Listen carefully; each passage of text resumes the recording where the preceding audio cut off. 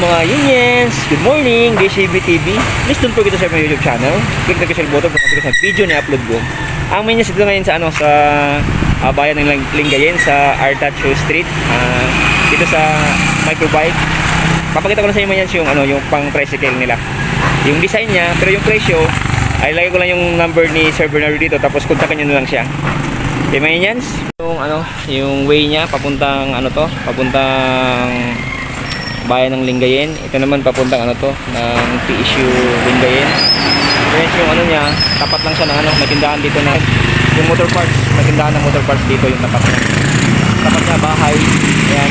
Kumain niya yung sir, kami ka sir. Ayan, Sir Bernardo. Ilagay ko na yung number niya dito sa tapos kontakin niyo na lang siya. Tsaka sa Ma'am Joy, si Ma'am Joy sa loob. Ayan. Kung gusto niyo ng presyo ng ilagay ko yung number ni Sir Bernardo dito. Tapos kontakin niyo lang siya. Ito may pakita ko lang yung design ng microbike EXT 125. Okay? Ay may yan yung niya. Yung sukat ng gulong pala nito is 17 at 300 by 17, okay? Ito yung harap niya, Tapos yung rim niya is 1.60. Yung rim niya. And yan, meron siyang dito. Ito yung cluster niya. Tibay naman. Tapos yung meron na rin gear indicator. Meron na rin gear indicator. Meron na rin gear indicator. Ito sokmasak sa panghanap buhay ito. Microbike EXT 125. Tapos ano to bro? 5 speed to? 5 speed? Yes po. 5 speed. Matipid din sir, perfect pang business. Matipid, perfect pang business. Okay? Tapos yung sprocket niya, pang sidecar talaga.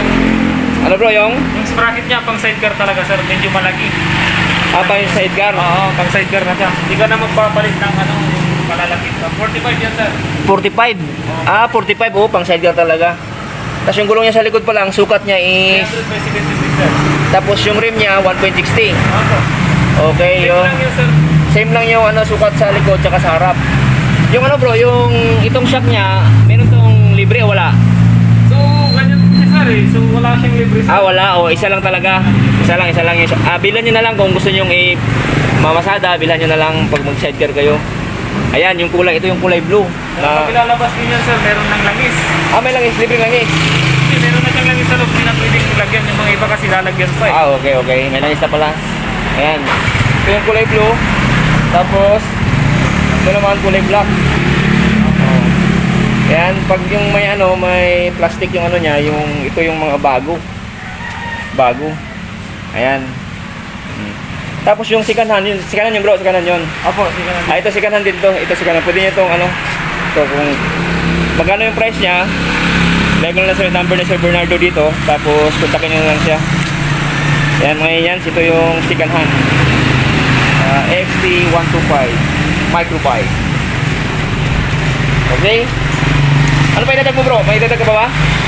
May idadag ka pa ba? O para magpaliwanag ka dito. May idadag. Ano daw?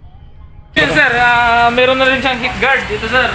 So, naka-hit guard na siya kahit yung din tulad ng mga iba, wala siyang hit guard. Naka-hit guard na. Hit guard na. So, okay.